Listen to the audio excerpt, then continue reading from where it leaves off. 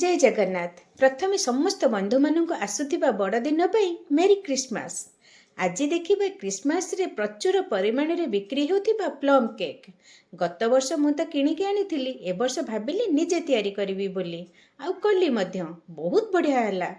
बाहर किनेठू बहुत टेस्ट, एकदम सॉफ्ट मॉइस्ट आउ प्रतिटी बाइट रे ड्राई फ्रूट्स और नट्स रो टेस्ट। ता सहित बहुत बढ़िया फ्लेवर मध्य। कलर तो आपण मैंने देखिपे। तेबे ऑल टोटाल कहियाकू गले 200% टेस्टी होईची आजिर मोर ए प्लम केक। ताहले आसंतु प्लम केक रो रेसिपी देखिबा, जेमिति आपण मैंने भी आउ बाहरु न किनी घरे तैयारी करिवे आ क्रिसमस को खुशी रे मनेबे। प्लम केक पाई प्रथमे मु गोटे कमला को नहीं चोपा छड़े ताकू दुई फाळ करी आर रस को मु बाहर करिछि। कहीं बाहर करुच्ची शुणु। Plum cake T dried plum सहित बहुत सारा ड्राई फ्रूट्स और नट्स पड़ी तैयारी हुए। से गुड़िक सॉफ्ट आउ तार एक्स्ट्रा फ्लेवर पे रम रे गोटे दिन भिजा जाई रखा जाए।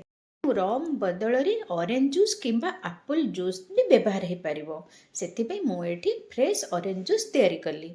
केक तैयारी पई ऑरेंज जूस हाफ कप दरकार। एठी देखंतु गोटे ऑरेंज रु पूरा फ्रेश ऑरेंज जूस बाहरी गला। बास ता सहित एठी मु नेछि बहुत सारा ड्राई फ्रूट्स। सेथिरे नेछि मु काजू आलमंड तापरे किसमिस, एटा हला मोर क्रैनबेरी आ किछि चेरी आ ड्राइड प्लम पड़िबा कथा, किंतु सेटा एबे मते मिलिलानी। त आपन पाखरे मिलुछि जदि आपन पकेबे, नहले खजूर ड्राइड खजूर भी पकेई पारिबे, विभिन्न प्रकार ड्राई फ्रूट्स भी पकेई पारिबे। ता सहित मु किछि टूटी फ्रूटी भी नै जाइछि। ई सब को भिजेकी आमे 2 घंटा पई रखि दबा। ता परे आमे केक रो प्रोसीजर करिबा। प्लम केक रो कलर और स्वीटनेस पाई एठी चीनी को कारामेलाइज करके मध्य निया हुए। एठी हाफ कप चीनी को नहीं के कारामेलाइज करूची। आ कारामेलाइज कला बेले सबु बेले मीडियम फ्लेम रे करिवे। हाई फ्लेम कला माने चीनी पोड़ी जिवो, हमर कारामेलाइटा पिता हे जिवो। एठी देखंतु मोर प्राय कारामेल हे गलानी। वर्तमान एथिरे आमे आधा कप पानी दबा। आ आस्ते आस्ते देबे, नहले छिटकी की पड़िबो। आगो टिके पके देबे, तापरे रखिबे। बर्तमान आम या गैस फ्लेम ऑफ करदे। आमर यहाँ गोटे सुगार सिरप हो जाइथिबो। ठंडा हैला पर आमे ताकू व्यवहार करबा। केक टी मु गैस रे करिवि, सेति आग गोटे पैन बसई देछि आ ताकू कवर कर देछि। से जेमति प्रीहीटेड ओवन भलिया हेकि रहि जाइथिबो। आ केक टिन को मध्य आमे तेल ग्रीस करदबा, ऊपर बटर पेपर पकेकी रेडी करिकी रखिदबा। ता परे जाहि आम केक रो प्रोसीजर करबा।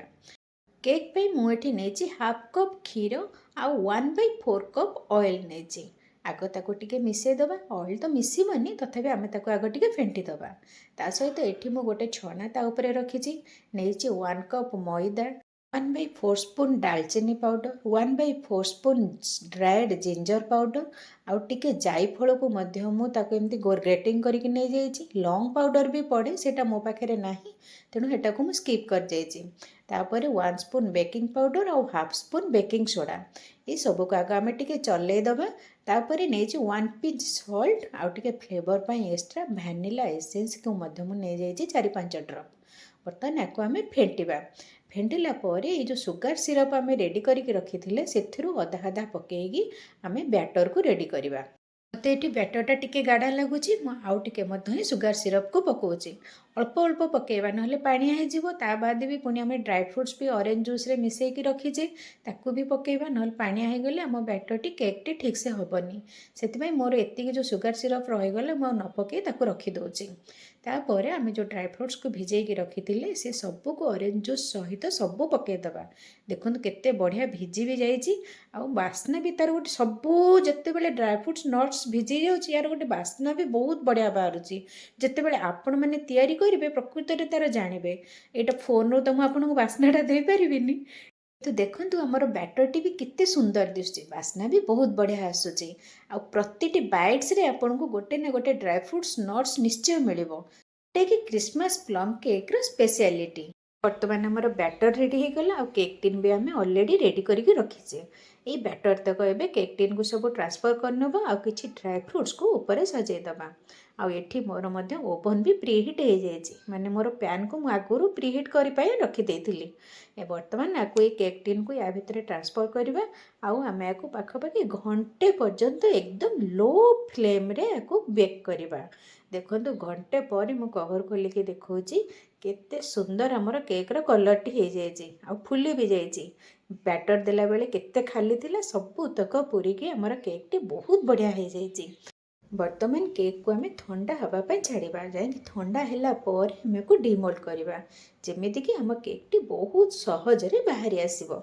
ଏବେ ଆମର କେକ୍ଟି ଥଣ୍ଡା ହେଇଗଲାଣି, ଆସନ୍ତୁ ଏବେ ତାକୁ ଡିମୋଲ୍ଡ କରିବା। ଉପରେ ଗୋଟେ ପ୍ଲେଟ୍ ଦେଇ ଓଲଟେଇ ଦେଲେ ଦେଖନ୍ତୁ କେକ୍ଟି ବାହାରିଗଲା। ଏବେ ତାର ବଟର ପେପର ଖୋଲିକି ମୁଁ ଦେଖାଉଛି, ତା ତଳ ପଟ ବି କେତେ ସୁନ୍ଦର ବେକ୍ ହେଇଛି। ଦେଖନ୍ତୁ ଚାରିପଟ ଯାକ ଏକଦମ ବହୁତ ବଢ଼ିଆ କଲର୍, ସଫ୍ଟ ବି ବହୁତ ବଢ଼ିଆ ହେଇଛି, ମଏଷ୍ଟ ଅଛି। ଆଉ ବର୍ତ୍ତମାନ କାଟିକି ବି ମୁଁ ୟାର ଭିତର ବି ଦେଖାଉଛି। ଦେଖିବେ ପ୍ରତ୍ୟେକଟି ବାଇଟ୍ରେ ଆପଣଙ୍କୁ ଡ୍ରାଏ ଫ୍ରୁଟ୍ସ ମିଳିବ, ନଟ୍ସ ମିଳିବ, ଆଉ ଖାଇବାକୁ ବି ବହୁତ ବଢ଼ିଆ ଲାଗିବ। ଆପଣ ଘରେ ତିଆରି କରନ୍ତୁ, କେମିତି ହେଇଛି କମେଣ୍ଟସରେ ଜଣାଇବେ। ପ୍ଲମ୍ କେକ୍ଟି ଭଲ ଲାଗିଲେ ସାଙ୍ଗମାନଙ୍କ ସହିତ ମଧ୍ୟ ସେୟାର କରିନେବେ। ହଁ, ହସିକି ଲାଇକ୍ ବଟନ୍ ପ୍ରେସ୍ କରିଦେବେ ଆଉ ସବସ୍କ୍ରାଇବ୍ ବି କରିଦେବେ। ଶେଷରେ ସମସ୍ତଙ୍କୁ ମେରି କ୍ରିସମାସ୍।